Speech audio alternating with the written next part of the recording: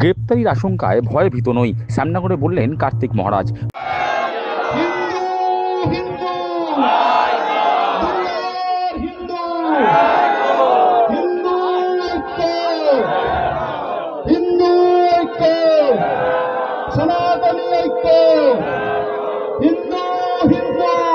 মুর্শিদাবাদ সফরে গিয়ে মুখ্যমন্ত্রী মমতা বন্দ্যোপাধ্যায় দাঙ্গা ইস্যুতে নাম না করে ভারত সেবাশ্রম সংঘের বেলডাঙ্গা শাখার প্রধান স্বামী প্রদীপ্তানন্দজি মহারাজ ওরফে কার্তিক মহারাজকে দায়ী করেছেন।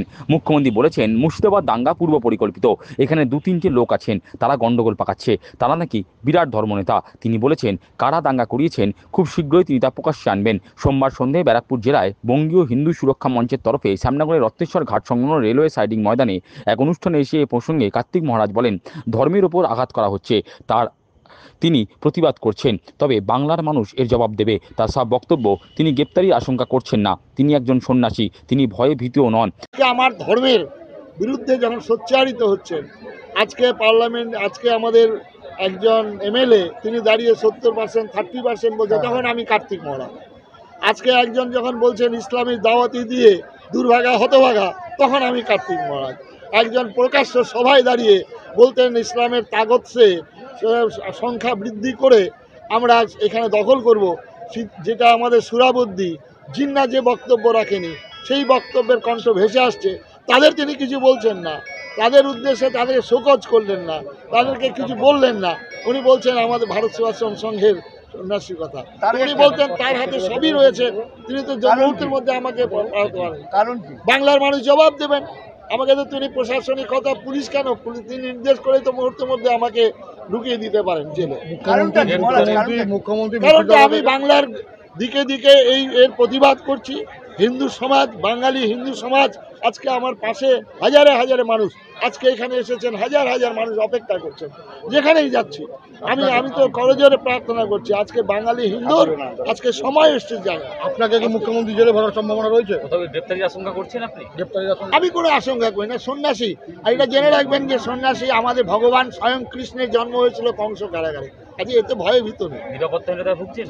নিরাপত্তায় আমি ভয় ভুগি না, সন্ন্যাসী কিসের নয়, আমরা তো সব কিছু ছেড়ে এসেছি। কার্তিক মহারাজের সংযোজন, তিনি একজন সন্ন্যাসী মাত্র, তার আগে এবং পিছনে কেউ নেই। তার অভিযোগ, মুর্শিদাবাদে যেভাবে হিন্দুদের ঘরবাড়ি ভাঙচুর করে লুটপাট করা হয়েছে, পিতা পুত্রকে যেভাবে নৃশংসভাবে হত্যা করা হয়েছে, তিনি তার প্রতিবাদ করেছেন। আমি ভারত সেবাশ্রম সংঘের সন্ন্যাসী, উনি যখন শপথ গ্রহণ করেছিলেন সেদিনই বলেছেন, মুখ্যমন্ত্রী যখন শপথ গ্রহণ করেছিলেন তখনই বলেছেন যে ভারত সেবাশ্রম সংঘ ভালো কাজ করে, আবার কোথায় কোথায় দাঙ্গা করে। আজকে সারা ভারতবর্ষব্যাপী আপনারা জানেন আমাদের আশ্রম রয়েছে, গয়া, কাশী, পুরী, প্রয়াগ, হরিদ্বার, দিল্লি, বোম্বে, কুরুক্ষেত্র, কোনো জায়গায় উনি প্রমাণ দিতে পারবেন। পশ্চিমবঙ্গতেও উনি এখানকার সর্বময় কর্তৃ, তার হাতে সমস্ত ডিপার্টমেন্ট। আর আমার কর্মক্ষেত্র বিশেষ করে মুর্শিদাবাদ জেলায় 50 বছর যাবৎ আছি। আমি ছিলাম বাঁকুড়া জেলায়, আমি ছিলাম পুরুলিয়া জেলায়, আমি ছিলাম দিনাজপুর জেলায়। সুতরাং মুর্শিদাবাদ জেলার বহু ডিএম, বহু এসপি ছিলেন, তাদের কাছে রিপোর্ট নিলেই পারেন।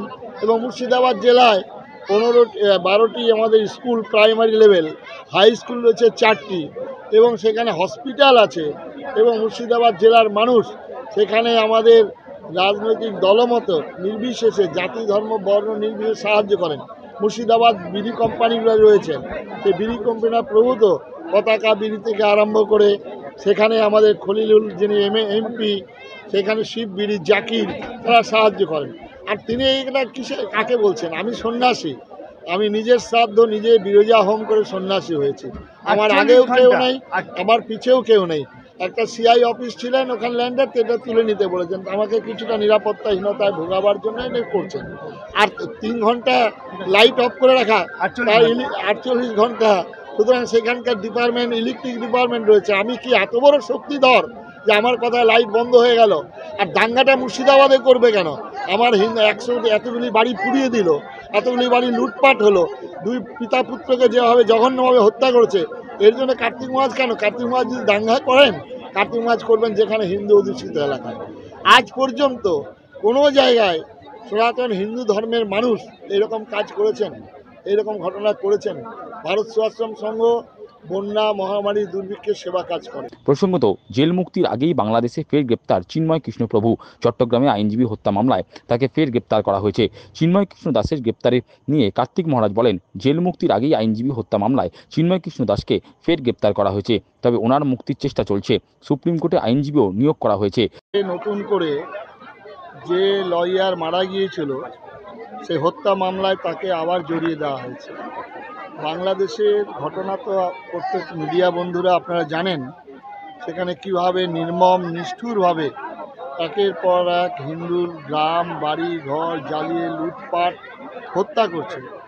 এবং সেই পরিস্থিতিতে চিন্ময় দাস প্রভু বাংলাদেশের সমস্ত হিন্দু সম্প্রদায়কে একটা কমন প্ল্যাটফর্মে নিয়ে এসেছিলেন।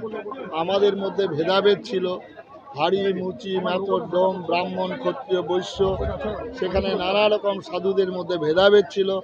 একমাত্র চিন্ময় প্রভু তিনি একতাবদ্ধ করেছেন, কমন প্ল্যাটফর্মে নিয়ে এসেছেন, যার জন্য আজকে সেখানকার সরকার তার বিরুদ্ধে এরকম আইন প্রয়োগ করে তাকে গ্রেপ্তার করেছেন।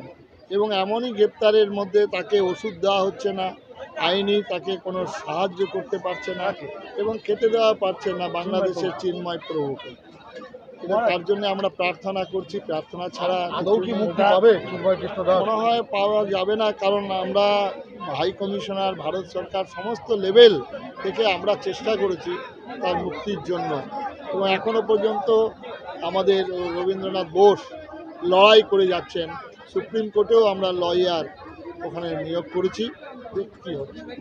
উক্ত অনুষ্ঠানে এদিন হাজির ছিলেন বিজেপির ব্যারাকপুর জেলা সভাপতি মনোজ ব্যানার্জি, মহিলা মোর্চা রাজ্য সভানেত্রী ফাল্গুনী পাত্র, হিন্দু জাগরণ মঞ্চের দক্ষিণবঙ্গ প্রান্তের সদস্য রোহিত সাউ, ব্যারাকপুর জেলার হিন্দু জাগরণ মঞ্চের সংযোজক সাগ্নিক বিশ্বাস প্রমুখ।